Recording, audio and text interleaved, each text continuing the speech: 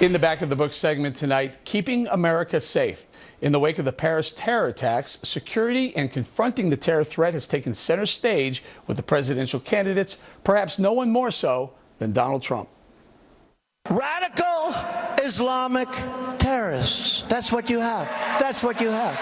And Obama refuses to use the word. I don't get it. We can't let it happen anymore. We have to be strong. We have to be smart. We have to be fair. We have to be fair to all sides.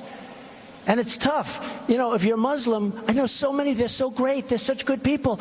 But we have to be smart because it's coming from this area. I mean, there's something going on. I am the most militaristic person on the stage, but you have to know who to attack and when.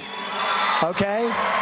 Joining us now to analyze how the fight against ISIS is impacting the 2016 campaign, Professor Larry Sabato from the University of Virginia Center for Politics. So, Larry, you heard it right there.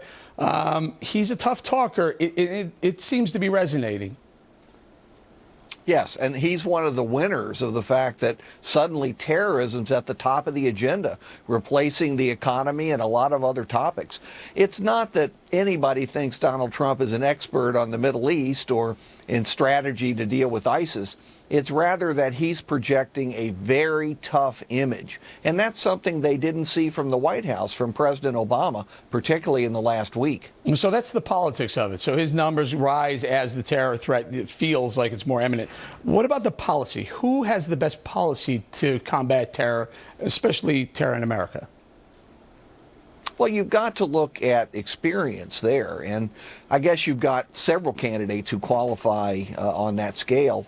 Marco Rubio has had foreign policy experience through his service in the Senate, though it's been brief service. Jeb Bush suggests that because of his ties to two other presidencies held by his family members and having many of the same advisors, he would be in a good position to deal with it. Look, minor candidates like Lindsey Graham. Lindsey Graham probably has more experience with this than anyone else, although when you're at 1% or less, it's difficult to capitalize. Yeah, you would think Lindsey Graham, he talks the toughest. He's the one who seems to be most, I don't know, pro-military to deal with the terrorists and ISIS. But Donald Trump is the one whose numbers keep rising. Why is that? Well, first of all, because he was so high already. But I think people, Republicans at least in this season, are listening to Donald Trump, thinking about what Donald Trump is saying, and they are emotionally identifying with it.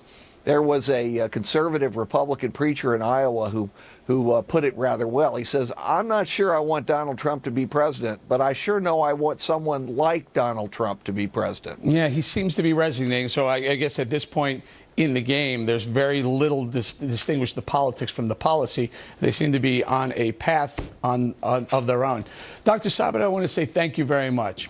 And that's it for us tonight. Thank you for watching this special Factor special. We hope you and your families have a safe and happy Thanksgiving. I'm Eric Bolling in for Bill O'Reilly. Please remember, the spin stops here because we're looking out for you.